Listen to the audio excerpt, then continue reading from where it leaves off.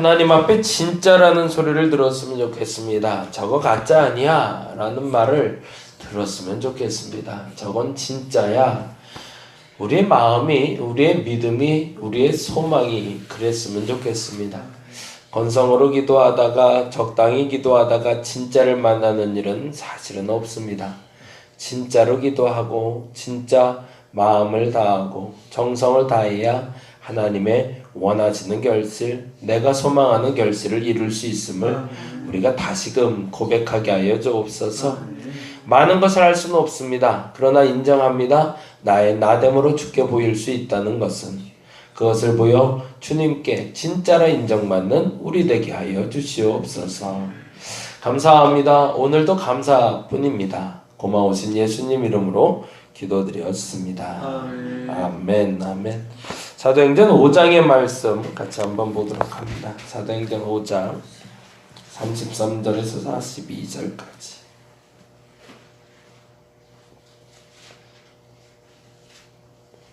사도행전 5장 33절에서 42절까지.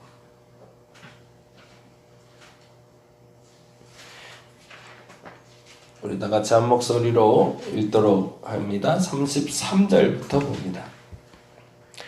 그들이 듣고 크게 노하여 사도들을 없이 하고자 할세 바리새인 가말리엘은 율법 교사로 모든 백성에게 존경을 받는 자라. 공회 중에 일어나 명하여 사도들을 잠깐 밖에 나가게 하고 말하되 이스라엘 사람들아 너희가 이 사람들에 대하여 어떻게 하려는지 조심하라. 이전에 그다가 일어나 스스로 성전하며 사람이 약 400명이나 따르더니 그 죽임을 당하며 따르던 모든 사람들이 흩어져 없어졌고 그 후 호적할 때에 갈릴리의 유다가 일어나 백성을 꾀어 따르게 하다가 그도 망한즉 따르던 모든 사람들이 흩어졌느니라. 이제 내가 너희에게 말하노니 이 사람들을 상관하지 말고 버려두라. 이 사상과 이 소행이 사람으로부터 났으면 무너질 것이요 만일 하나님께로부터 났으면 너희가 그들을 무너뜨릴 수 없겠고 도리어 하나님을 대적하는 자가 될까 하노라 하니 그들이 옳게 여겨 사도들을 불러들여 채찍질하며 예수의 이름으로 말하는 것을 금하고 놓으니 사도들은 그 이름을 위하여 능력받는 일에 합당한 자로 여김심을 기뻐하면서 공회 앞을 떠나니라. 그들이 날마다 성전에 있든지 집에 있든지 예수는 그리스도라고 가르치기를 전도하기를 그치지 아니하니라. 아멘. 아멘. 저와 여러분의 기쁨이 41절의 기쁨이었으면 좋겠습니다. 사도들은 그 이름을 위하여 능력받는 일에 합당한 자로 여기심을 기뻐하면서 공회 앞에 떠나니라 라고 되어 있는데요. 우리가 인정해야 될 게 하나 있는 것 같아요. 고난이 있는 기쁨이 있고요.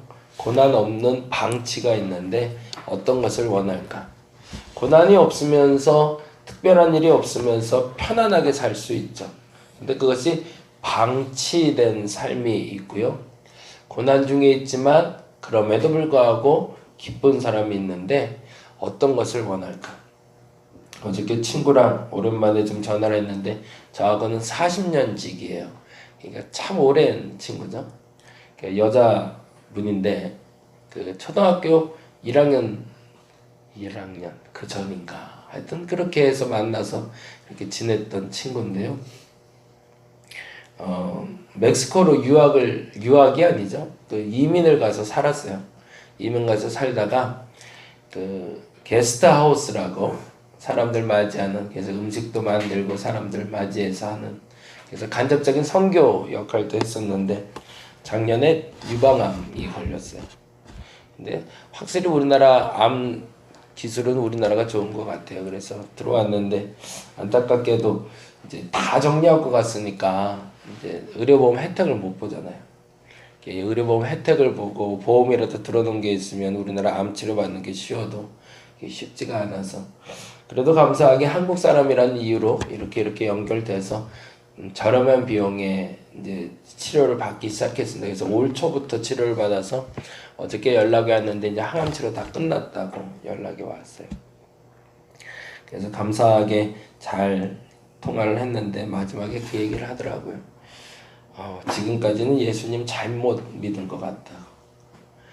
교회에서 굉장히 인정받는 집사 내외였거든요. 뭔 일을 할 때마다 항상 앞장서 있었고, 그리고 사람들한테도 칭송도 많이 받았던 정말 착한 내외였고, 아이들도 잘 예수 믿었는데, 지금 생각해보니까 그게 다 내 의를 위해서 믿은 것 같다고.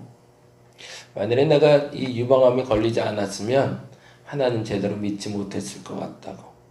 그러면서 저한테 그러더라고요. 이제서야 거듭난 것 같다고. 그러면서 이제 얘기 표현을 하는데 그 표현을 써요. 죽음을 알고 나니까 산다는 게 뭔지 이제 알겠다고. 그냥 사람들이 말할 때 그냥 죽었다가 살아났다. 그냥 예전에 구원받는 건 죽은 영혼을 살리신 것이다. 그냥 말을 듣고 아멘은 많이 했는데 그게 이렇게 실제로는 느껴지지 않았는데 정말 죽음의 공포라는 것이, 그래서 그것이 다가와서 나를 짓누르기 시작하니까 그때는 이게 얼마나 무서운지 알겠더래요. 그리고 두 번째는 이러다 정말 죽어서 내가 구원받을 수 있을까? 그만한 자격이 있을까를 깨닫게 됐고, 그래서 예수님을 만난다는 것이 얼마나 소중한지를 알게 됐다고. 세상에서 지금 살다가 가장 행복하다고 얘기를 하더라고요. 근데 이거는 남의 얘기니까 우리가 쉽게 얘기할 수 있지만 한번 고민해 볼 필요는 있을 것 같아요. 근데 조금 더 생각해 보자면 그 고난 가운데 기쁨을 얻는 것이 좋은가? 아니면 건강하지만 예수 믿지 못하고 알지도 못하고 그냥 살다 가는 것이 좋은 것인가? 조금 고민해 볼 필요는 있겠다라는 생각이 듭니다. 사도들에게는 공격이 왔어요. 근데 그 공격은 다른 데 있는 것이 아니라 아까 말한 대로 죽음의 공포입니다. 그냥 사도들이 비난받았다 정도가 아니거든요. 근데 우리가 이 경중을 조금 알고 미루면 좀 심각성을 조금 더 깊이 알 것 같아서 제가 표현할 수 있는 최선을 다해서 좀 표현을 하는 건데, 어제도 말씀드렸지만 다윗이 피난 다니고 있을 때, 도망 다니고 있을 때 그 고통은 피골이 상접하고 정말 피가 마르는 고통이거든요. 근데 그 고통을 어떻게 표현을 해야 우리가 적절하게 이해할 수 있을지 모르지만 우리가 생각하는 고난의 그 경함과 중함과는 완전히 개념이 다른 중함이라는 거고요. 사도들이 지금 핍박받는다, 그리고 사람들에게 손가락질 당한다의 경우가 아니라 지금 이 사람들은 사도들을 죽이려고 했던 거거든요. 지금 당장 나를 죽이려고 달려드는 사람 앞에서 기뻐할 수 있는 사도들의 모습을 우리는 만나고 있는 겁니다. 근데 궁금한 게 생기지 않으세요? 뭘 했다고 죽이고 싶을까요, 사람을? 도대체 뭘 했다고? 사람이 사람을 죽이려는 마음이 들 정도면 어느 정도까지 악해져야 되고 어느 정도까지 화가 나야 될까요? 근데 그 정도를 말해주고 있는 단어가 있는데 그게 바로 30절입니다. 이제 말을 좀 조심해야 되는데 역시 베드로가 말을 이렇게 구별해서 쓰는 분은 아니셨던 것 같아요. 그냥 떠오르는 대로 썼던 건데 그 말이 29절, 30절에 있는 단어인데 같이 한번 봅니다. 29부터 31절까지 같이 읽어보겠습니다. 베드로와 사도들이 대답하여 이르되 사람보다 하나님께 순종함이 마땅하니라. 이게 전제가 된 거죠. 내가 지금 말하는 건 뭐에 순종하는 거다? 사람이 아니라 하나님이다. 그러면 내가 말하는 게 절대 진리다라고 얘기하고 있는 거죠. 그리고 나서 이 말에 대해서 따르지 않는 건 하나님께 불순종이고 유대인들에게 있어서 하나님의 불순종은 정말로 구원받지 못하는 사람들이거든요. 그런데 30절에 이렇게 얘기합니다. 내가 하나님께 순종하는 게 뭐냐면 30절에 보니까 너희가 나무에 뭐라고 돼 있죠? 달아 죽인 예수. 이 단어에 좀 동그라미를 좀 해놓으시죠. 십자가에 달린 예수라는 표현을 쓰지 않고 나무에 달려 죽인 예수라는 표현을 씁니다. 근데 이 표현이 유대인들을 자극하게 되는 거죠. 그냥 단지 예수를 죽였다라던가 부활의 예수를 내가 전한다라고 표현했다면 그렇게까지 자극이 안 됐을 텐데 이 단어가 이들에게 자극이 됩니다. 나무에 달아 죽인 예수라는 단어와 우리 조상 하나님이 살리시고라는 단어에도 동그라미 좀 해놓으시죠.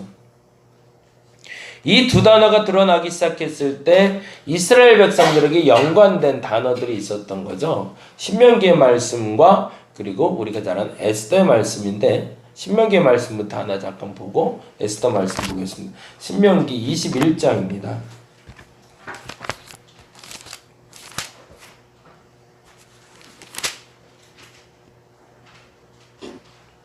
신명기 21장 22절에서 23절. 구약성경 296페이지 어간에 있습니다. 296페이지 어간에.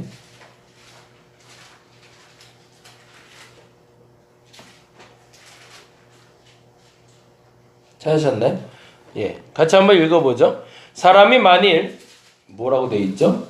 죽을 죄를 범했을 때 어떻게 하래요? 내가 그를 죽여 나무 위에 달라라고 되어 있습니다. 그냥 이렇게 뭐 잘못을 했을 때 죽이라는 게 아니라 죽을 죄를 범했을 때 죽을 죄.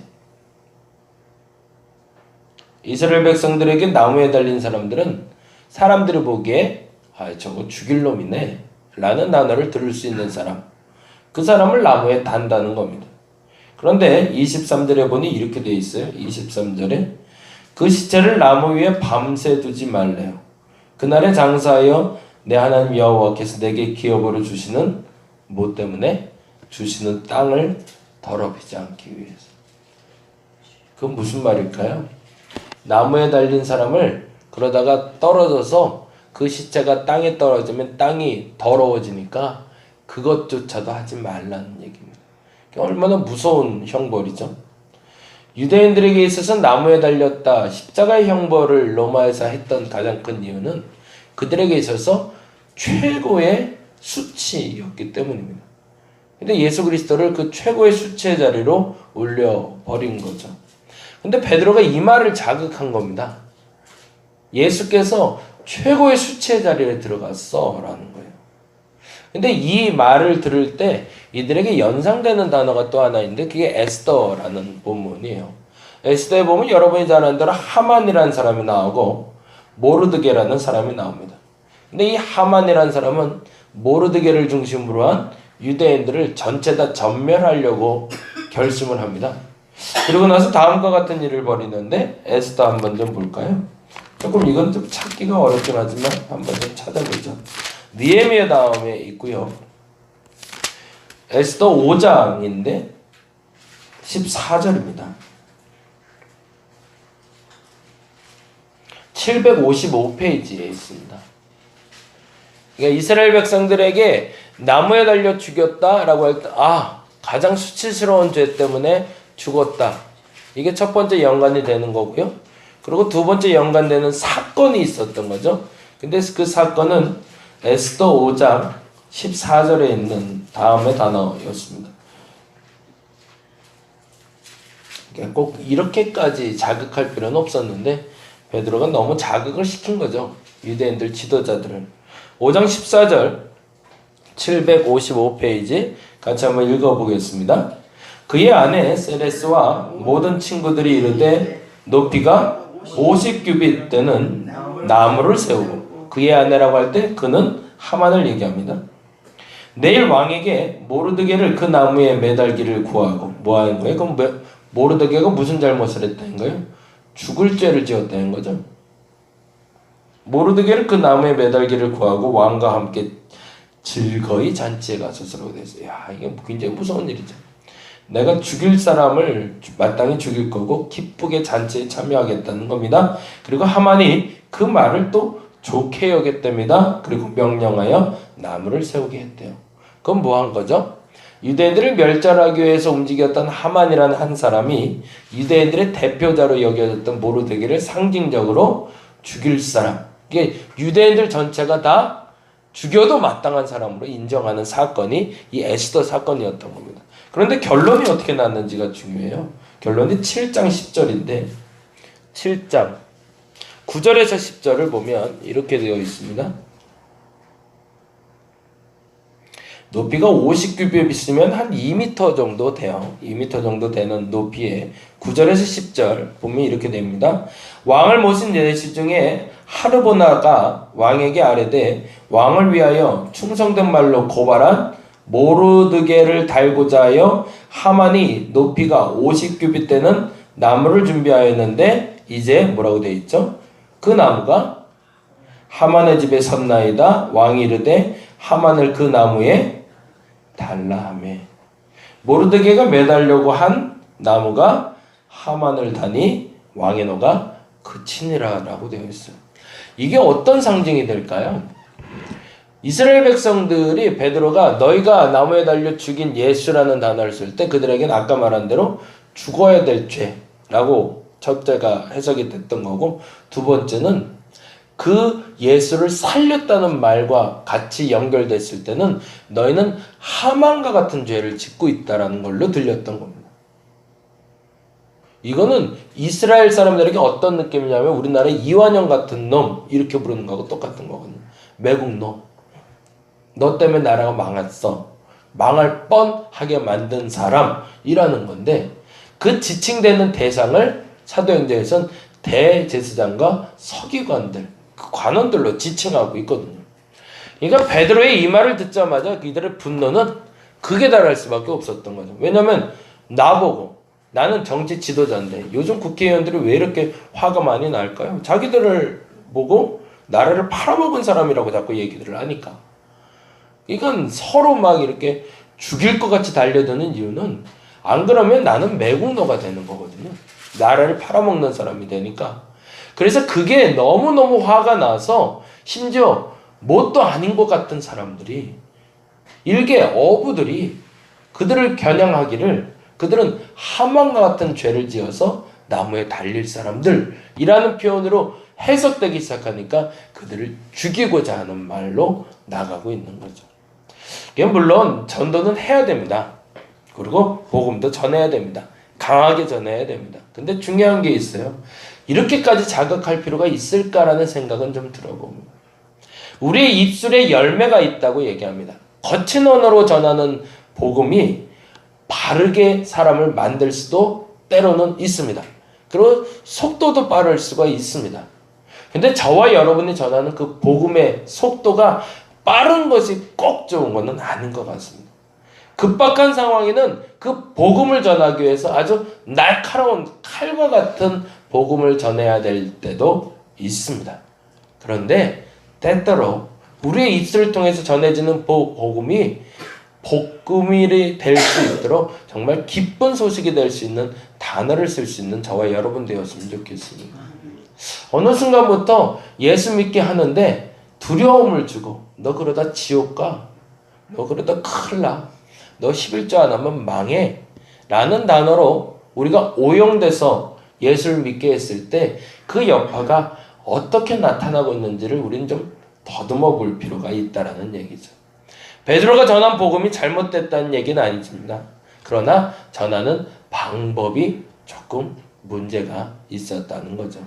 그럼에도 불구하고 그들은 그 고비를 잘 넘어가곤 있지만, 이렇게 극렬하게 급박하게 일어나는 복음은 사실은 더 빨리 문을 닫는 계기가 되고 맙니다.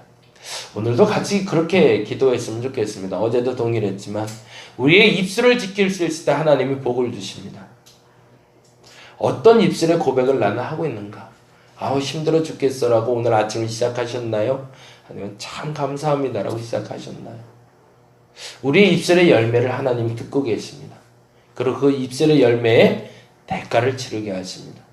그래서 그 솔직한 입술의 고백이 하나님께 상달될 때 열매가 맺혀서 내게 복이 되거나 벌이 될 겁니다. 오늘 그 입술을 지킬 수 있는 내가 되게 해달라고 다시 한번 고백해 봅니다. 그리고 이왕이면 더 고운 말과 더 좋은 말을 통해서 복음이 전파되고, 그리고 내가 살아날 수 있는 한날이 되게 해달라고 기도하는 저와 여러분 되시기를 간절히 바랍니다. 기도하겠습니다.